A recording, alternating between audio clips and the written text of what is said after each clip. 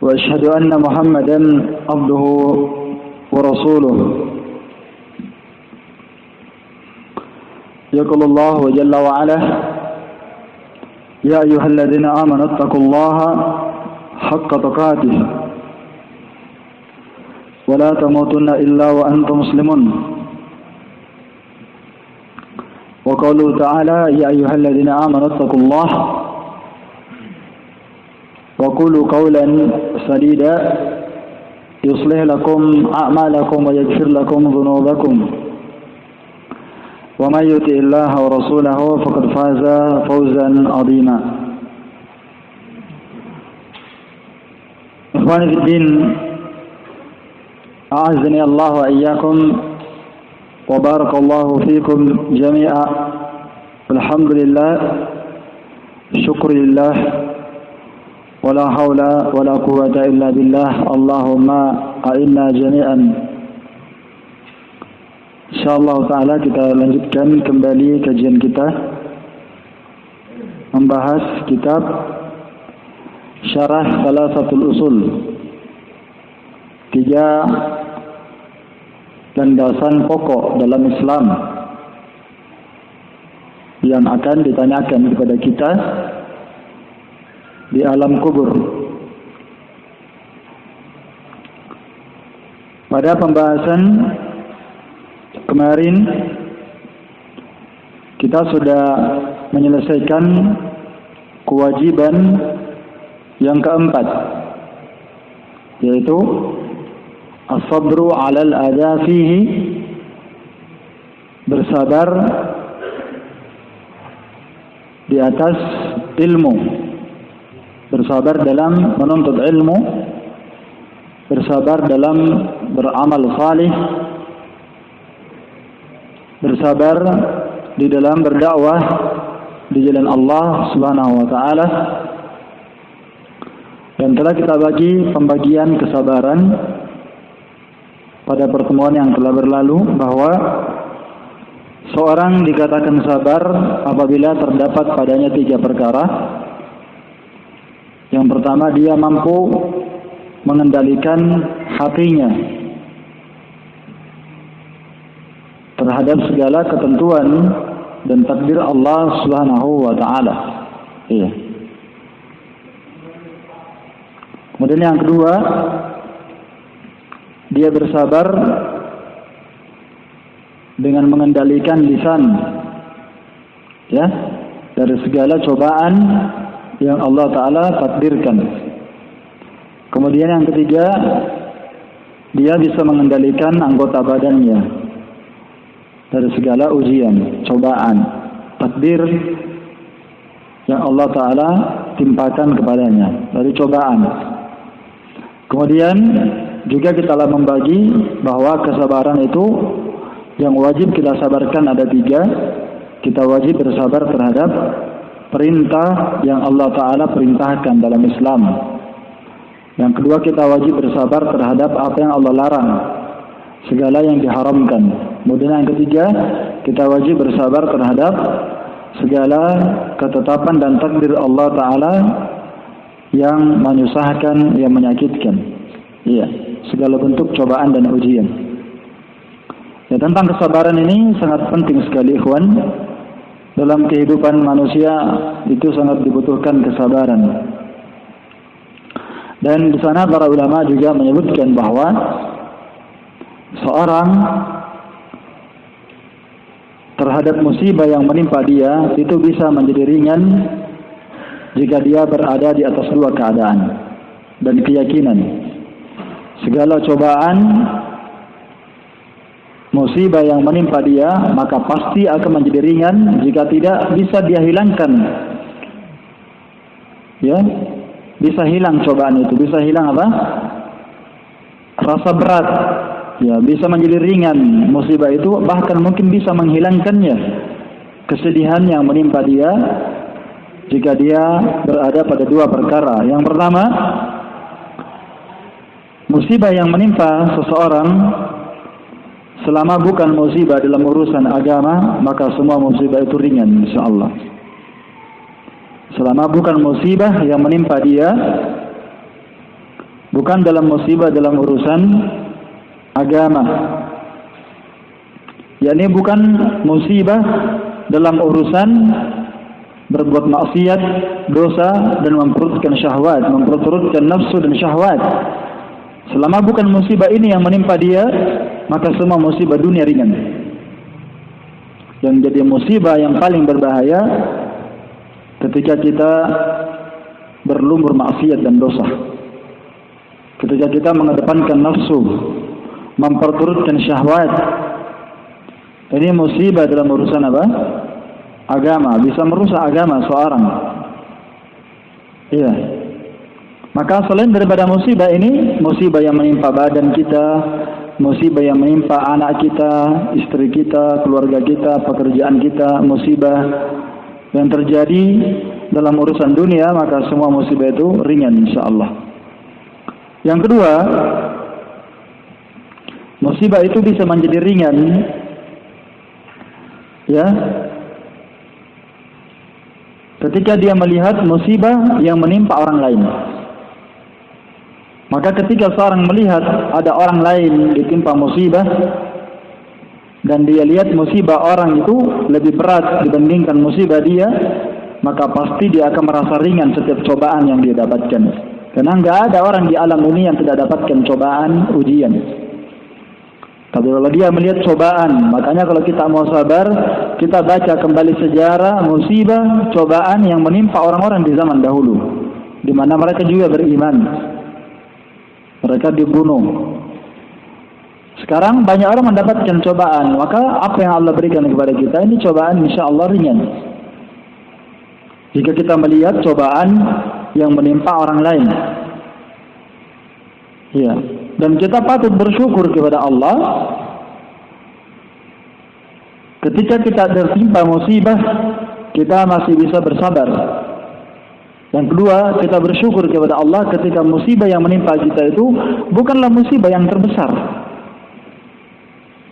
Karena itu Al-Imam Syuraih rahimahullahu ta'ala berkata, "Ma asabatni musibah illa hamidullah ta'ala 'alaiha li arba'."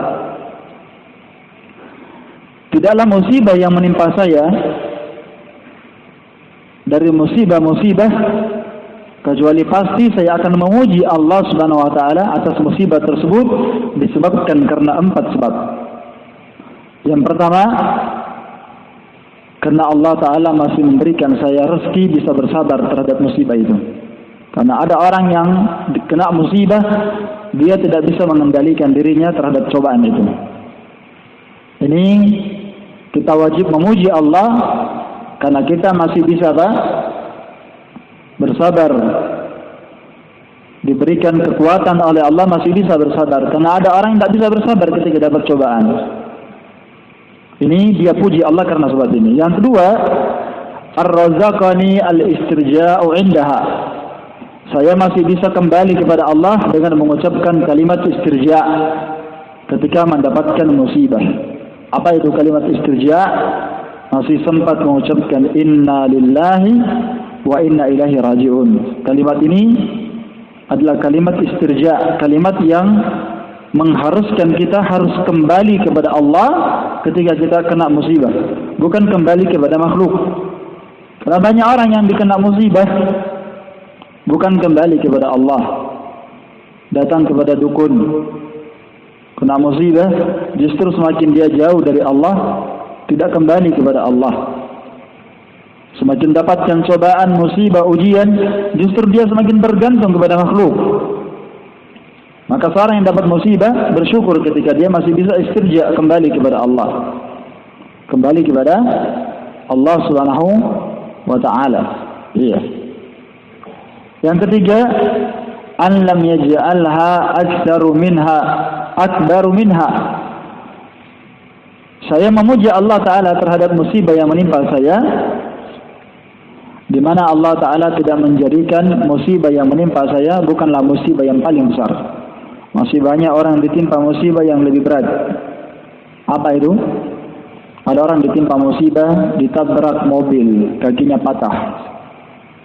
Kita masih bisa jalan. Ada orang kecelakaan, kendaraannya hancur, kedua kakinya patah, ada orang diinjak mobil, ada orang yang mati. Kita ini masih bersyukur kepada Allah. Masih bisa hidup, masih bisa bernafas, masih bisa kita beribadah, salat, bersedekah, masih bisa kita melihat. Ada orang yang matanya sudah nggak bisa melihat, buta. Ada orang yang tidak bisa lagi mendengar, telinganya tuli. Luar biasa nikmat yang Allah berikan kepada kita. Yang keempat, alam yaj'al fi dini. Saya memuji Allah Ta'ala terhadap musibah yang menimpa saya, karena Allah Ta'ala tidak menjadikan musibah saya ini bukan musibah dalam urusan apa? Agama. Masih dalam ujian, cobaan, celaan, cercaan, gangguan manusia, ya, walaupun kadang itu berat, ya. Kemudian juga tentang pembahasan masalah kesabaran ini, manusia yang mendapatkan musibah, cobaan yang menyakitkan, takdir yang sifatnya memberatkan pemiliknya, musibah yang seperti ini ada 4 golongan manusia yang mendapatkan cobaan dan ujian. Jadi manusia tidak lepas dari 4 kondisi keadaan ketika dia dapatkan cobaan dan ujian. Ada 4 tingkatan manusia. Tingkatan yang pertama adalah at-tasakhut, yaitu mereka yang tidak bersabar ketika dapatkan cobaan dan ujian. Dan tidak sabarnya ini dinilai dengan 3 sebagaimana yang pernah saya jelaskan. Bisa dinilai orang itu tidak sabar ketika tertimpa musibah, tidak sabar dengan lisannya. Yang kedua, tidak sabar dengan anggota badannya. Dan yang ketiga, tidak sabar dengan apa? Hatinya. Lisannya mengucapkan kalimat keluh kesah, marah, ya. Badannya menunjukkan bahwa dia tidak ridho, dia memukul, dia menendang, bahwa dia tidak ridho dengan ketetapan itu. Kemudian hatinya juga mengeluh, mendongkol. Hatinya marah, hatinya jengkel terhadap cobaan yang menimpa dia. Ini orang yang tidak sabar. Dan yang paling tidak baik, orang yang tidak sabar ini adalah orang yang berburuk sangka kepada ketetapan dan takdir Allah Ta'ala itu. Justru dia berburuk sangka kepada Allah. Kenapa saya ditimpa sakit seperti ini? Kenapa saya mengalami cobaan seperti ini? La yamutanna ahadukum illa wa huwa yuhsinu dzan billah. Janganlah salah seorang di antara kalian meninggal, kata Nabi, kecuali dia wajib berbaik sangka kepada Allah Ta'ala. Kalau apalagi orang itu sakit, harus selalu dia berbaik sangka bahwa Allah Ta'ala menginginkan apa? Kebaikan untuknya. Baik. Ini kondisi yang pertama. Dan kondisi yang pertama ini Allah Ta'ala sebutkan tentang mereka dalam surah Al-Hajj ayat 11. Wa minan nasi may ya'budullaha ala harf. Allah berfirman, dan di antara manusia ada yang menyembah Allah Subhanahu wa taala ala harfin, tidak penuh dengan keteguhan. Ada menyembah Allah Ta'ala tidak penuh dengan keteguhan, tidak istiqamah, tidak sungguh-sungguh dia beribadah. Gimana mereka? Fa in asabahu khairun itma'annu bih. Jika mereka dapatkan cobaan, ujian, jika dia mendapatkan nikmat dari Allah, dapatkan kebaikan dari Allah Ta'ala, maka dia baru tenang, baru baik, ya, dia baru tenang, istiqamah. Wa in asabathu fitnah, tapi jika mereka dapatkan cobaan dan ujian, yang qalaba ala wajhi, maka mereka berpaling dari kebaikan. Dapatkan cobaan, ujian, ya, ketika tidak ada cobaan, ujian, dia tetap istiqomah salat, istiqomah taklim, istiqomah bersedekah, istiqomah beribadah kepada Allah. Tapi ketika dia dapatkan cobaan, Allah ingin menguji dia, Allah ingin memberikan cobaan kepada dia, maka dia berpaling dari kebaikan itu. Dia berkata, saya mau berhenti dari masalah ini, saya tidak mau lagi masuk dalam kebaikan-kebaikan ini, berhenti. Ya, sudah seperti yang saya jelaskan kemarin, ya. Iya. Baik. Maka tidak boleh seperti itu. Khasirat dunia wal akhirah. Orang yang berhenti beribadah kepada Allah Ta'ala ini ketika dapatkan cobaan, Allah katakan mereka adalah orang-orang yang merugi dunia dan akhiratnya. Dzalika huwal khusranul mubin. Itulah kerugian yang sangat nyata, kata Allah. Baik. Kondisi yang kedua, orang mendapatkan cobaan, di antara mereka ada yang bersabar. Ya, ada yang bersabar. Dan tanda seorang dikenal bersabar terhadap segala cobaan itu bisa kita kenal dengan 3 tanda. Seperti yang saya jelaskan pada pembahasan kemarin. Dan juga seperti yang saya jelaskan tadi. Seorang dikatakan sabar, kata Imam Ibnu Qayyim, dengan lisannya, dengan anggota badannya, dan yang ketiga dengan apa? Dengan hatinya. Lisannya terkendali ketika dapatkan cobaan, tidak mengucapkan kalimat-kalimat yang menunjukkan dia tidak ridha dengan ketetapan Allah. Yang kedua, anggota badannya juga tidak melakukan perbuatan-perbuatan yang menunjukkan dia tidak ridha terhadap ketetapan dan takdir Allah. Dan yang ketiga, hatinya selalu berbaik sangka kepada Allah Ta'ala bahwa tidaklah Allah timpakan ini kecuali itu adalah takdir dan ujian serta cobaan dari Allah. Ini orang yang sabar, dikenal dan ditandai dengan 3 ciri. Lisannya, anggota badannya, dan hatinya terkendali di atas kebaikan. Dan bersabar terhadap segala cobaan, ujian, itu hukumnya wajib. Kapan dia tidak bersabar? Lisannya, anggota badannya, hatinya, maka dia digolongkan sebagai hamba yang tidak bersabar. Digolongkan sebagai hamba yang tidak bersabar. Dan sebaik-baik kesabaran adalah sabrun jamil, kesabaran yang indah. Itulah sebaik-baik kesabaran. Seperti kesabaran para nabi dan rasul Allah Subhanahu wa taala, kesabaran mereka itu tingkat 1, ya, tingkat yang paling terbaik. Jenis kesabaran mereka namanya sabrun jamil, kesabaran yang paling indah.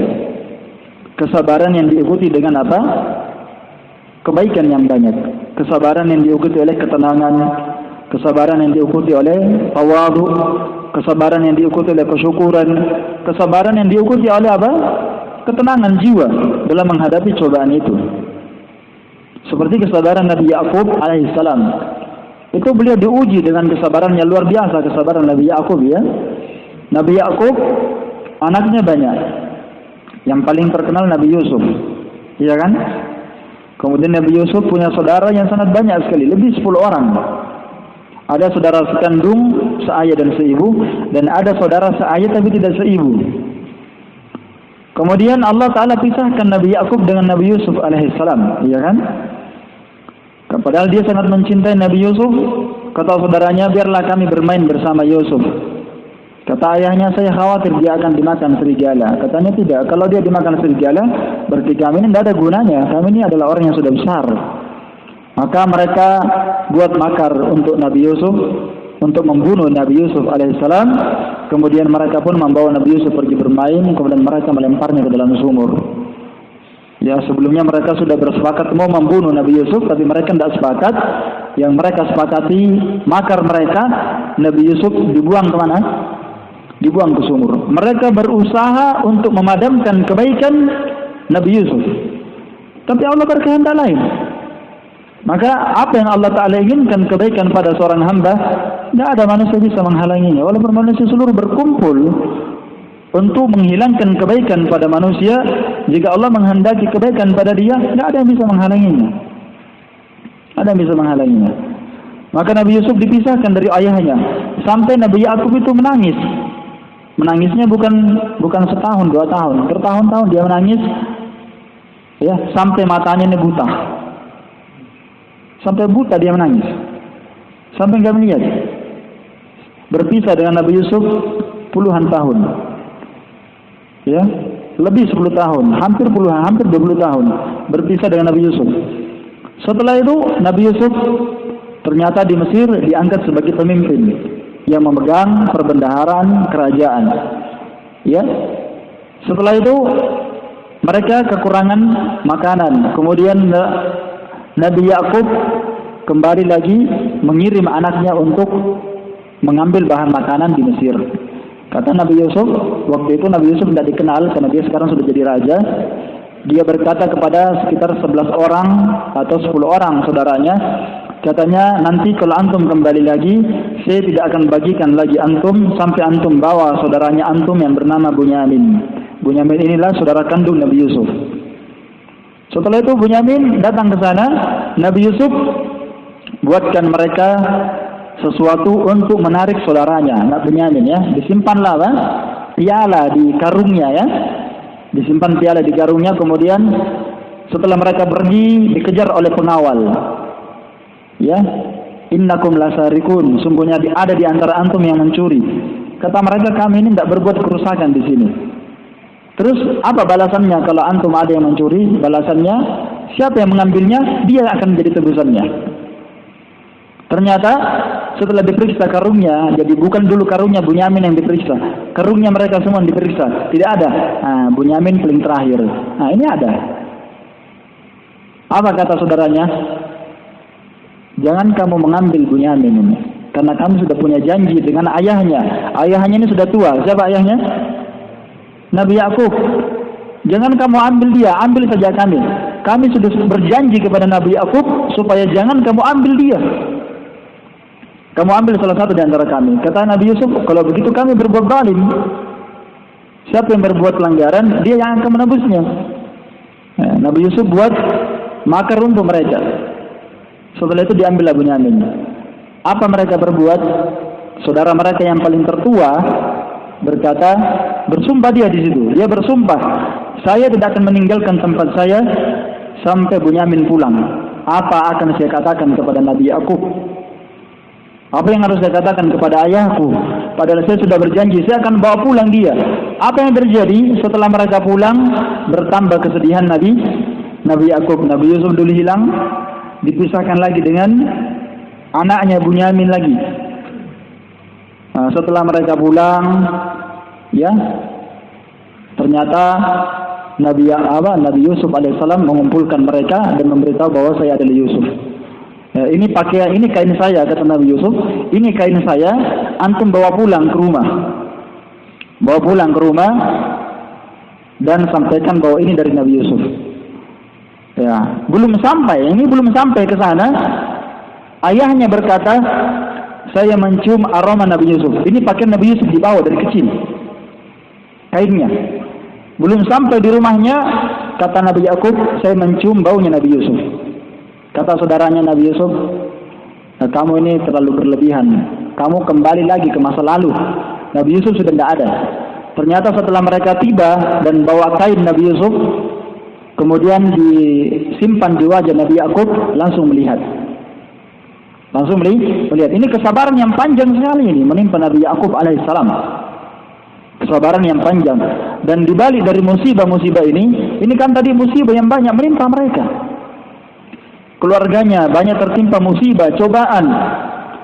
Ternyata dibalik dari semua ujian itu ada hikmah yang sangat dalam yang Allah Ta'ala inginkan untuk mereka. Nabi Yusuf alaihissalam, dia panggil semua keluarganya masuk ke Mesir dan tinggal bersama Nabi Yusuf. Bersama dengan mereka mendapatkan kebaikan. Dan disebutkan oleh sebagian para ulama bahwa semua saudara Nabi Yusuf itu diangkat jadi nabi Allah Subhanahu wa taala. Kalau bukan nabi, mereka adalah para ulama. Itu dua saja penafsiran para ulama. Saudara Nabi Yusuf ini ada yang menafsirkan bahwa mereka diangkat jadi nabi Allah Ta'ala, bukan rasul, nabi ya. Dan ada yang menafsirkan mereka digolongkan sebagai para al-ulama. Jadi mereka ini tadinya adalah orang-orang jahat, iya kan? Setelah itu mereka berubah menjadi orang yang baik. Ya seperti ini ya. Kalau Allah menginginkan kebaikan, tadinya dia saling berbuat makar, ternyata nanti jadi orang yang baik. Jadi orang yang apa? Jadi orang yang baik. Itu hikmah dibalik cobaan. Nah, maka kesabaran tadi sudah kita sebutkan ya. Tingkatan orang mendapatkan cobaan dan musibah 4. Ada 4 golongan manusia yang mendapatkan cobaan. Ada orang yang tidak sabar, 1 tadi, dan cirinya 3. Yang kedua, ada orang yang bersabar, cirinya juga dengan 3. Dan sabar ini hukumnya wajib, bukan sunnah. Artinya kalau orang tidak sabar maka dia berdosa, karena dia meninggalkan kewajiban. Makanya Syekh rahimahullah memasukkan sabar ini sebagai bentuk kewajiban. Wajib sabar terhadap perintah, larangan, bersabar terhadap segala takdir Allah. Yang ketiga, tingkatan yang ketiga orang mendapatkan musibah adalah seorang yang ridho terhadap ketetapan dan takdir Allah Ta'ala yang menyakitkan itu. Dia ridho. Ya. Nah, dia ridho terhadap musibah tersebut. Bagaimana seorang dikatakan ridho? Seorang dikatakan ridho adalah mereka yang mampu bersabar terhadap segala cobaan dan ujian itu, di mana cobaan itu sama bagi dia, adanya atau tidak adanya. Nah, itu orang yang ridho. Orang yang ridho itu terhadap musibah sama bagi dia, adanya cobaan dan musibah itu seimbang sama kalau tidak ada cobaan. Yani la yashukku alaih wujuduha. Tidak ada rasa berat bagi dia sedikit pun terhadap cobaan yang menimpa dia. Tidak ada beban. Dia sanggup memikulnya. Nah, bedanya dengan kesabaran, bedanya sabar dengan ridho. Ridho ini lebih di atas. Kalau sabar ini masih ada masyaqqah, masih ada rasa berat tertimpa musibah. Masih ada rasa berat dia memikul cobaan tersebut. Tapi dia mampu mengendalikan tiga. Dia masih bisa mengendalikan lisan, masih mengendalikan anggota badan, dan hatinya tetap berbaik sangka kepada Allah yang mentakdirkan musibah itu. Walaupun berat. Mungkin beratnya sangat, mungkin juga tidak. Yang jelas masih berat bagi dia memikulnya. Kalau seorang yang ridho, sama sekali tidak ada rasa berat bagi dia adanya musibah itu atau tidak adanya. Sama dan seimbang, ada musibah dan tidak ada. Tidak ada rasa berat bagi dia adanya musibah tersebut. Ya, yakni dia memikul cobaan itu tidak berat. Iya. Makanya para ulama menghukumi ridho itu hukumnya mustahab, sunnah hukumnya, tidak wajib. Artinya kalau orang tidak sampai ke jenjang ini, tidak mengapa. Yang penting dia apa? Sabar. Karena sabar ini hukumnya apa? Wajib. Nah, itu di situ letak perbedaan antara ridho dan sabar. Ya, jadi perbedaannya jelas ya. Perbedaannya jelas. Kalau orang yang ridho itu mampu dia memikulnya terhadap musibah yang menimpa dia, tidak ada rasa berat. Jadi kalau dia ditimpa musibah apa saja, dikena cobaan, musibah, hilangnya harta, hilang pekerjaan, ya, kemudian ditimpa sakit, ya, maka itu tidak beban sedikit pun bagi dia. Adanya musibah-musibah itu tidak ada beban. Dan ada tingkatan yang terakhir yaitu tingkatan kesyukuran. Mereka inilah tingkatan syukur, ini merupakan al-maratib, tingkatan tertinggi orang yang tertimpa musibah. Tingkatan yang tertinggi seorang yang tertimpa musibah, yaitu mereka yang yashkurullah ala ma asabahu min musibah, yaitu mereka justru mensyukuri Allah, bersyukur terhadap Allah Subhanahu wa taala terhadap musibah yang menimpa dia. Ya, terhadap musibah yang menimpa dia. Dan tidak ada yang bisa sampai kepada jenjang ini kecuali ya seperti Nabi dan Rasul Allah Subhanahu wa taala atau para ulama, ya, Nabi dan Rasul, para ulama dan orang-orang yang memiliki ilmu tingkat tinggi dan kesabaran tingkat tinggi. Iya. Yang bisa sampai ke jenjang ini. Karena dia yakin bahwa tidaklah dia timpakan musibah untuknya kecuali dia pasti yakin itu karena dosa yang dia perbuat, atau mungkin Allah Ta'ala ingin mengangkat derajatnya dan semisal dengannya. Baik. Ini jenjang-jenjang orang yang tertimpa musibah. Jadi seorang yang syukur ini, jadi ketika dia tertimpa musibah, baik hilangnya hartanya, terbakar rumahnya, hilang kendaraannya, meninggal kerabatnya, dia justru apa? Bersyukur. Dan itu berarti ya kan? Bisa tidak kalau ada orang tertimpa musibah, meninggal keluarganya, antum datang ke situ, antum bilang alhamdulillah, syukur kepada Allah. Bisa? Hah? Berarti itu mungkin antum babak belur. Ada orang meninggal, antum datang alhamdulillah. Hah? Nah, mungkin antum dipukul. Karena akal manusia tidak sampai ke situ. Ya. Justru banyak di antara kita jangan betul meninggal keluarga, terbakar harta, hilang uang 50.000. Ya. Hilang uang 50.000. Uang capek antum cari ini uang. Antum cuma jual apalah antum jual untungnya 2.000, terkumpul 50.000, hilang. Gimana perasaannya antum? Berat. Datang orang langsung berkata, Alhamdulillah. Antum susah cari uang, orang Alhamdulillah. Ya. Yang jelas, yang penting bisa sabar. Baik. Jadi ini 5 ya, insyaallah. Ini 4 jenjang kesabaran. Jadi saya simpulkan kembali bahwa di mukaddimah yang pertama, Syekh Muhammad bin Abdul Wahhab rahimahullah ta'ala menyebutkan bahwa kita wajib berilmu, belajar, menuntut ilmu. Yang kedua, kita wajib beramal salih. Yang ketiga, kita wajib berdakwah di atas ilmu dan amalan, berdakwah jalan Allah.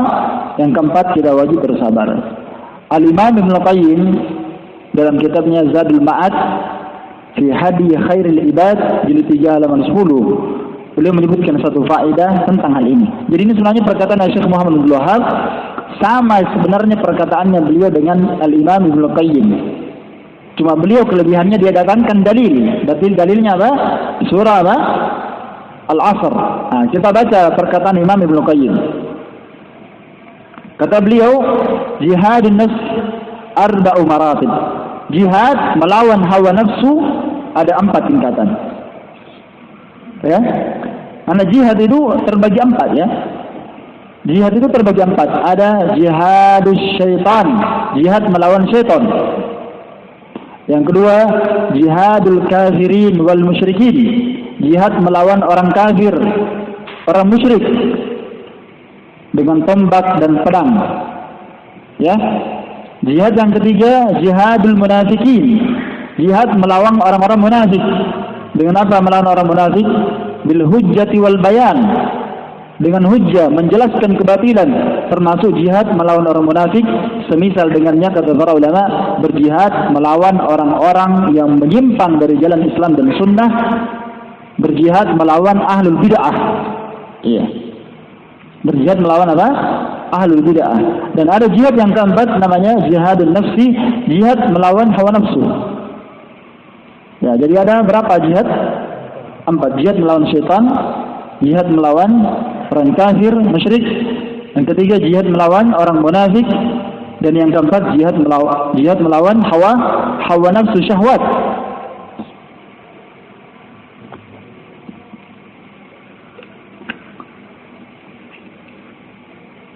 Al-Imam Ibnu Qayyim rahimahullah ta'ala membagi bahwa seorang berjihad melawan hawa nafsu itu ada 4 tingkatannya. Yang pertama, ayujahidaha ala ta'allumil hadi wa dinil haq alladhi la falaha laha wa la sa'adata fi ma'ashiha wa ma'adiha illa bih. Jihad yang pertama adalah seorang jihad melawan nafsunya di atas menuntut ilmu agama. Ini butuh jihad. Seorang wajib melawan nafsu, wajib dia melawan syahwatnya, nafsunya, untuk menuntut apa? Ilmu. Untuk menuntut ilmu ta'allumul huda, mempelajari petunjuk syariat, mempelajari dinul haq, agama yang hak yang Nabi SAW datang dengannya. Dia harus melawan nafsunya untuk menuntut ilmu. Alladzi la falaha laha, di mana tidak ada keberuntungan bagi seseorang, wala sa'adah, dan tidak ada kebahagiaan di dunia dan tidak ada kebahagiaan di akhirat illa bihi, kecuali dengan ilmu agama. Tidak bisa orang mendapatkan kebahagiaan dunia akhirat tanpa ilmu, dan tidak akan mungkin seorang mendapatkan keberuntungan di dunia di akhirat kecuali dengan apa? Ilmu agama, ilmu syar'i, ilmu yang Nabi SAW datang dengannya. Makanya sering kita dengarkan kebutuhan manusia terhadap ilmu agama yang dibawa oleh Nabi SAW itu kebutuhan darurat, mengalahkan kebutuhan kita kepada makan dan minum, dan mengalahkan kebutuhan kita terhadap udara dalam bernafas. Karena seorang yang luput dari makan dan minum, Kata Syekhul Islam, seorang yang luput dari makan dan minum, luput dari udara, maka dia hanya mendapatkan satu, yaitu al-mautu fid dunya, kematian di dunia ini. Kan seperti itu. Kalau luput tidak makan, tidak minum, tidak bernafas, ya mati sudah, itu ujungnya. Tapi kalau seorang luput dari ilmu agama yang Nabi SAW datang dengannya, dia luput dari mengikuti Nabi SAW, dia luput dari ilmu agama yang dibawa Nabi SAW, maka ini dia akan mendapatkan azab di dunia alam barzakh sampai akhir kiamat. Maka orang tak boleh jahil. Dia tidak akan dapatkan kebahagiaan dan keberuntungan tanpa ilmu agama. Maka ini jihad yang pertama, jihad melawan nafsu untuk menuntut ilmu. Yang kedua, ayujahidaha 'alal amali bih ba'da ilmi wa illa fa mujarradul ilmi bila amal in lam yadurraha lam yanfa'ha. Kata beliau, yaitu seorang berjihad melawan hawa nafsunya untuk mengamalkan ilmu. Ini juga membutuhkan jihad. Kita butuh jihad, kesungguhan melawan nafsu dalam beramal. Karena kalau kita tidak bersungguh-sungguh, maka pasti kita akan meninggalkan amal saleh. Kalau kita tidak berjihad melawan nafsu, kita akan malas melakukan amalan. Maka kita butuh berjihad melawan nafsu untuk beramal salih setelah berilmu. Sebab semata-mata ilmu agama tanpa amalan, semata-mata kita punya ilmu pengetahuan yang banyak tanpa adanya amalan, illam yadurraha, jika ilmu itu tidak memberikan mudarat kepada pemiliknya, maka paling minimal lam yanfa'ha, ilmu itu tidak ada faedahnya, tidak berguna. Ya. Jadi beliau menggambarkan bahwa seorang yang punya ilmu lalu dia tidak amalkan itu ilmu, paling minimal ilmunya tidak berguna, tidak bermanfaat. Di samping itu, ilmu itu bisa jadi mudarat. Karena Al-Quran ini ilmu agama, sumber ilmu. Nabi SAW katakan tentang ilmu ini, Al-Quranu hujjatul laka au alaika. Al-Quran, ilmu agama ini bisa menjadi hujjah bagi kalian, bisa menjadi penolong bagi kalian, pembela bagi kalian, au hujjatun alaika, dan ilmu ini bisa menjadi bumerang bagi kalian jika tidak diamalkan. Jika kalian memperturutkan syahwat dan hawa nafsu, tidak mengamalkan pengetahuan. Yang ketiga, ayujahidaha 'ala da'wati ilaihi wa ta'limihi man la ya'lamu. Seorang jihad melawan nafsu adalah seorang yang berjihad melawan hawa nafsunya dalam berdakwah di jalan Allah Subhanahu wa taala. Ini juga butuh jihad, jihad melawan nafsu dalam berdakwah di jalan Allah Ta'ala. Karena seorang butuh kesabaran dalam berdakwah, butuh jihad, kesungguhan. Seorang harus berjihad melawan nafsunya dalam mengajarkan ilmu itu kepada orang yang tidak mengetahuinya. Ini juga butuh kesungguhan, jihad. Karena banyak orang yang jahil, banyak orang yang berucap tanpa ilmu, banyak orang yang berbuat bid'ah, banyak orang yang berfatwa tanpa ilmu.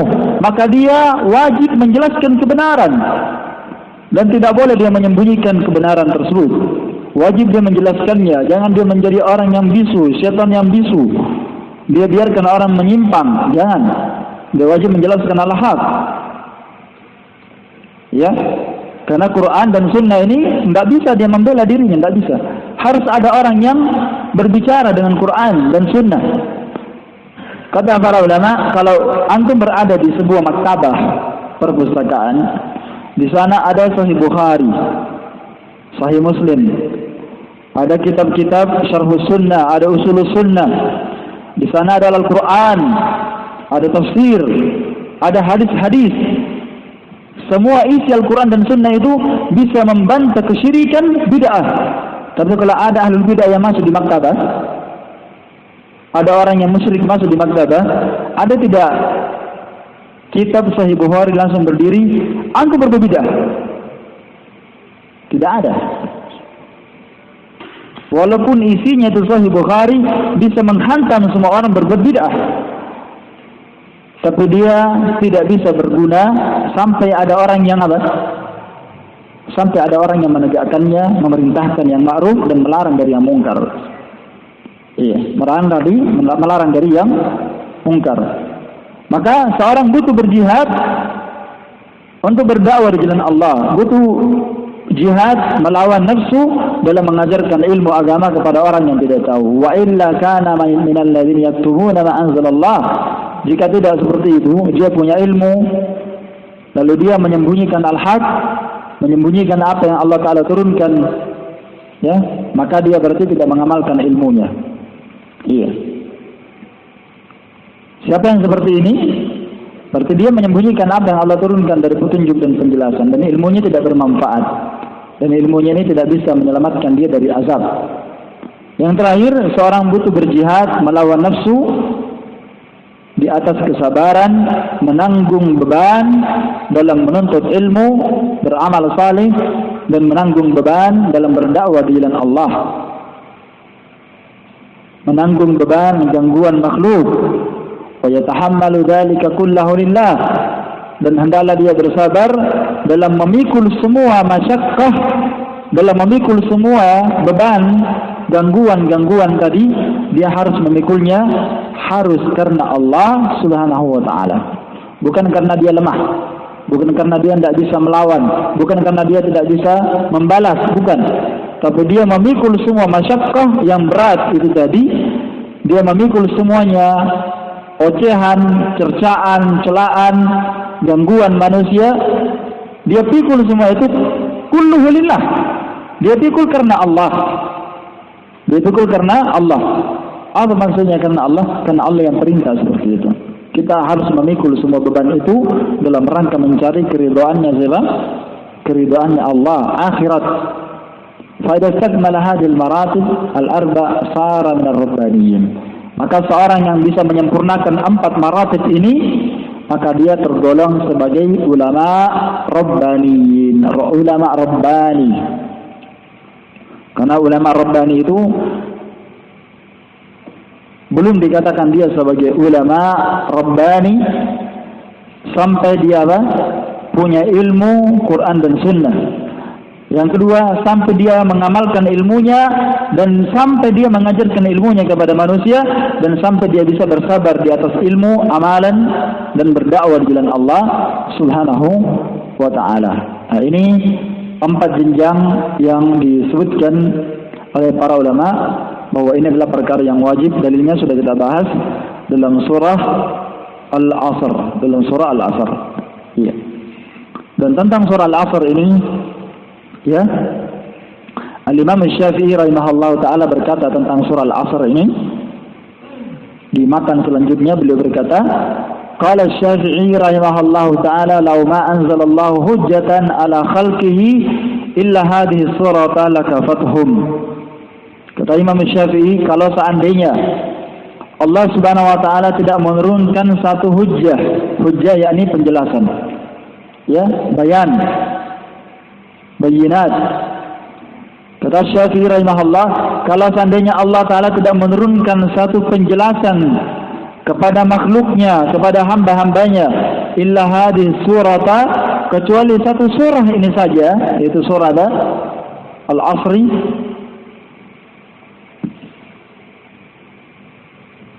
Kalau seandainya Allah Ta'ala tidak menurunkan satu penjelasan kepada makhluknya kecuali satu surah ini saja, lakafathum, maka niscaya satu surah ini saja sudah cukup untuk mereka. Artinya di sini Syekh Muhammad bin Abdul Wahhab rahimahullah ingin menjelaskan bahwa betapa besarnya keagungan, keutamaan surah Al-Asr. Iya. Dan di sini bisa kita jabarkan ucapan Al-Imam Syafi'i, maksud dari ucapan beliau tentang keutamaan surah Wal-Asr. Al-Imam Syafi'i rahimahullah ta'ala, nama lengkap beliau adalah Muhammad bin Idris. Jadi nama beliau Muhammad bin Idris, itu nama Imam Asy-Syafi'i. Jadi Asy-Syafi'i itu bukan nama, ya, tapi Asy-Syafi'i ini adalah nisbah kepada kakek Imam Asy-Syafi'i yang keempat. Jadi kakeknya sampai yang keempat. Ya, kakeknya Imam Syafi'i sampai yang keempat itu namanya Syafi'i. Ya, dinisbahkan kepada kakeknya yang keempat. Ya, jadi Syafi'i ini sebenarnya bukan nama ya, tapi nisbah kepada kakeknya ya. Namanya Muhammad bin Idris. Iya. Dan Imam Syafi'i ini min Quraisy, termasuk dari suku Quraisy. Termasuk dari kerabat Nabi sallallahu alaihi wasallam. Ini Imam Syafi'i. Jadi Imam Syafi'i ini sebenarnya Ahlul Bait ya. Ada keturunan bersambung dengan keluarga Nabi sallallahu alaihi wasallam. Seingat saya sampai di Abdul Manaf. Ya, karena Nabi sallallahu alaihi wasallam itu silsilahnya ya Muhammad bin Abdullah bin Abdul Muttalib sampai seorang yang bernama Quraisy. Ya, Bani suku Quraisy.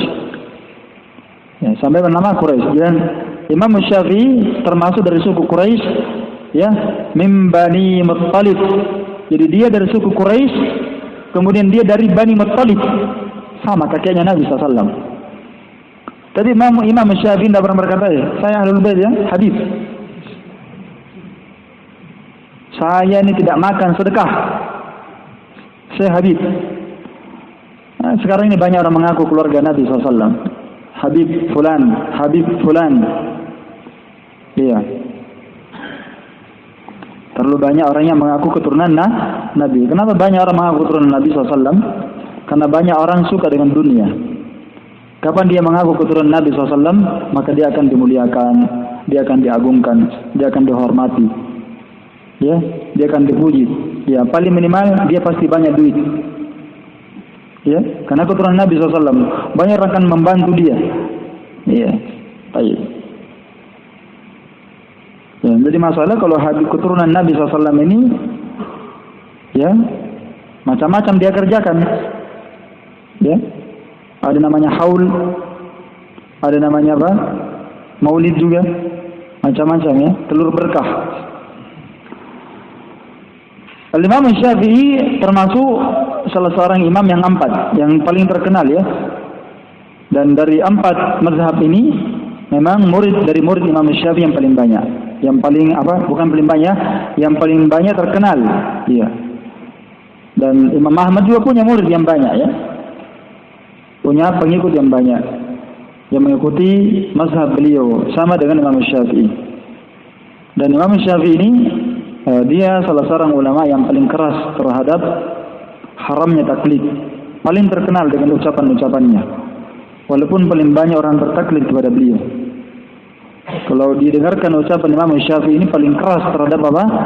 Taklid buta. Ya. Baik. Dan sebenarnya banyak kalau kita mau kembangkan ini tentang keutamaan Imam Syafi'i. Dan keutamaan Imam Syafi'i itu sangat banyak sekali ya, luar biasa. Beliau itu terkenal sebagai orang yang ahli hafalan. Dan Imam Syafi'i rahimahullah ta'ala itu semenjak kecil, umur 7 tahun itu sudah hafiz 30 juz. Imam Syafi'i. Padahal Imam Syafi'i ini dia pergi menghafal Quran itu diantar oleh ibunya ya. Ibunya ini orang miskin. Imam Syafi'i itu keluarga miskin ya, bukan orang kaya. Bukan orang kaya, keluarga miskin. Kemudian ibunya ini membawa Syafi'i kecil di madrasah, karena dulu itu pesantren namanya madrasah ya.